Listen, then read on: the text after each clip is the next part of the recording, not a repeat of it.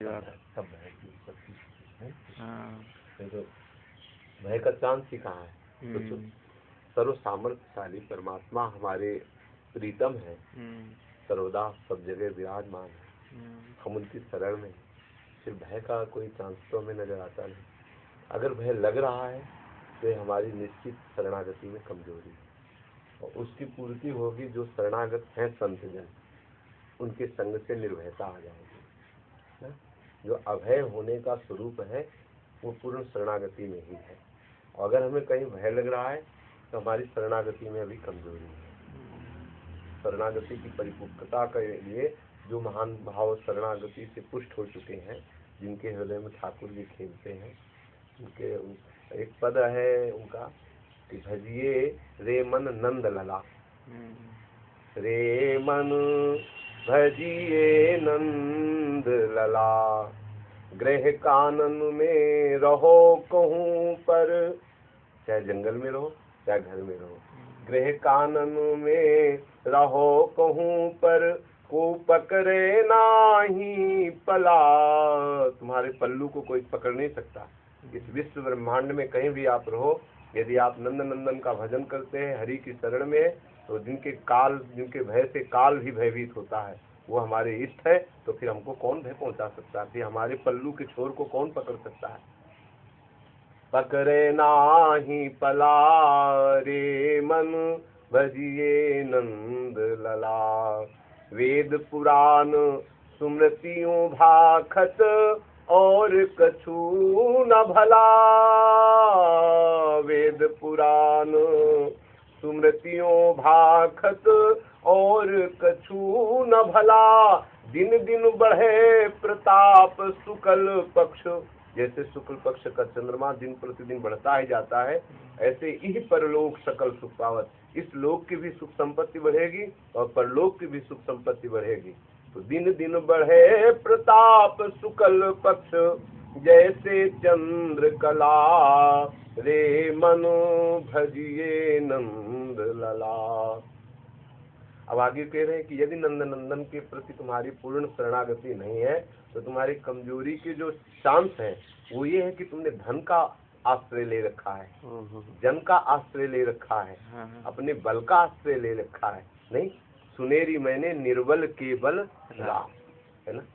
किसी के जप का बल है, किसी के तप का बल है, किसी के धन का बल है, किसी के बाहु का बल है। अपबल तप बल और बाहुबल, चौथो है बलदाम, सूर्य किशोर कृपा से हारे को हरि नाम, सुनेरी मैंने निर्बल के बलराम। अरे हमारे कोई बल का आश्रय है, हमें जो भय लग रहा है इसका मतलब हमारे अंदर किसी अन्य भय का, अन्य बल का आश्रय है।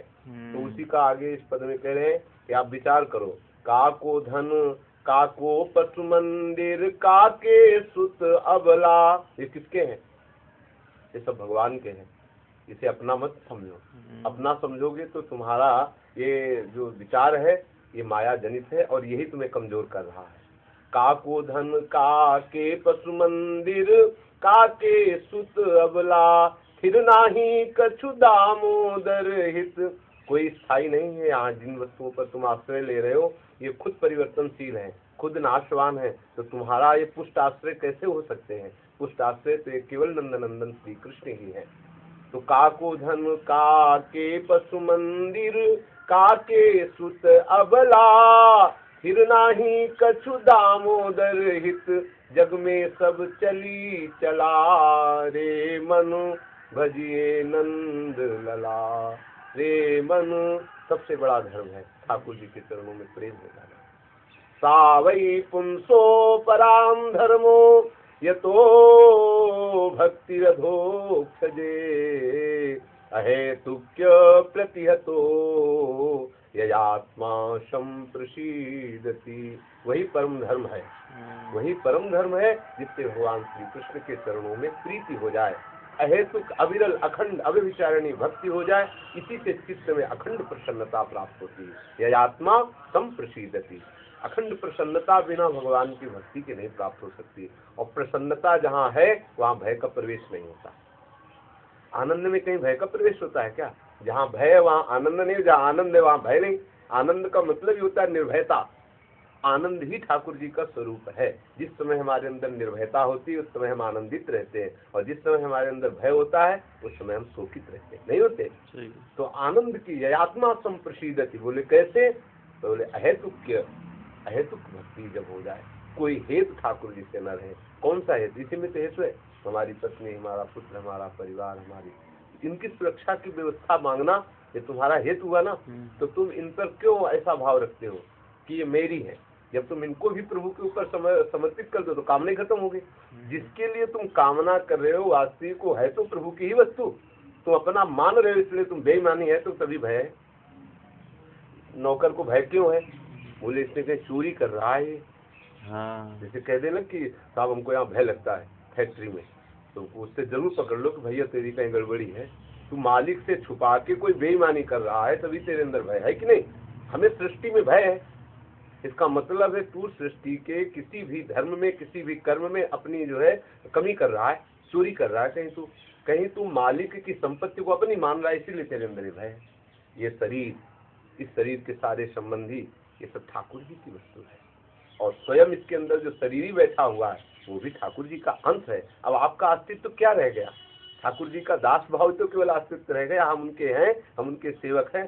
तो ये सब सेवा की वस्तु, इसकी सुरक्षा हो या ना हो आपको क्या परवाह, क्योंकि ये ठाकुर जी की वस्तु है, वो जैसे चाहे इसका प्रयोग करें। आप तो केवल देखते रहो और सेवा करते रहो। अपने को केवल यही मांगना है कि हे प्रभु, मैं निरंतर आपकी सेवा और सुमिरन में मगन रहूं। बस जहां जहां मेरापन है और मैंपन है वो सब हट के आपके चरणों में लग जाए, बस यही है। हमें अगर भय लग रहा है तो निश्चित समझो हमने ठाकुर जी की वस्तु को अपना मान रखा है कहीं न कहीं, तभी हम, ये गलत है ना, तभी हम भयभीत हो रहे हैं। मान लो भय लग रहा है कि शरीर नष्ट ना हो जाए, भय लग रहा है कि अब कोई विपत्ति ना आ जाए, तो किस में आ जाएगी? किसके ऊपर आ जाएगी? मेरे ऊपर और मेरे संबंधियों के ऊपर, है नहीं? चोरी है कि नहीं है? अब मेरा, जब वैष्णव हो तो मेरा में कैसे आप चिल्ला रहे हो? मेरा तो ठाकुर जी केवल है, और ठाकुर जी की सारी वस्तु है, सारी संपत्ति है, सारी व्यक्ति, सब कुछ हमने अर्पित कर दिया ठाकुर जी का, फिर मुझे उसमें भय कैसा? फिर अपनापन तो केवल गोविंद के चरणारविंद में है। गोविंद के संबंध के कारण सबसे हमारा प्रेम है, तो भय कहाँ हुआ? तो निर्भयता होती है। भय का तो कहीं मतलब प्रवेश ही नहीं है। भय का अगर प्रवेश हो रहा है तो निश्चित समझो कि हमारे अंदर कहीं मैंपन जो है, किसी ठाकुर जी की वस्तु में अपनापन हो है, ठाकुर जी के भाव से नहीं, कर्तापन भाव से, अहम भाव से कि ये मेरी है, ये भाव जरूर है। नहीं तो सुखी मीन जिम नीर अगाधा, जिमी हरि शरण नए को बाधा। जैसे अथाह समुद्र में मछली निरंतर आनंदित होकर किलोल करती रहती है, ऐसे ठाकुर जी के चरणारविंद का जिसने आश्रय ले लिया तो निरंतर निर्भय और आनंद का, यहाँ भी और वहाँ। ऐसा नहीं कि मरने के बाद कोई आनंद मिलेगा, हम उसकी मान्यता कम देते हैं, हम प्रकट की आनंद मान्यता देते हैं।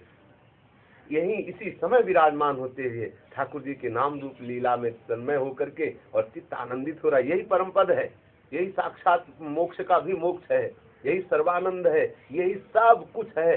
क्या कि हम ठाकुर जी की लीला गान में, ठाकुर जी के लीला चिंतन में तन्मय हो गए, शरीर की शुद्ध भूल गई और प्रेमास्त्रों से अभिषिक्त होता हुआ चित्त आनंदित है। यही सबसे बड़ा परम पद है। आगे मरने के बाद कोई परम पद मिलेगा हम ऐसी आशा नहीं रखते। हम यही आशा रखते हैं कि जीते जी हमारी सर्व वृत्तियां कृष्णाकार हो जाए, कृष्ण में तन्मय हो जाए, यही हमारे जीवन का लाभ।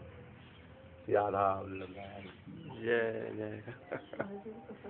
पाई महाराज जी, पाई।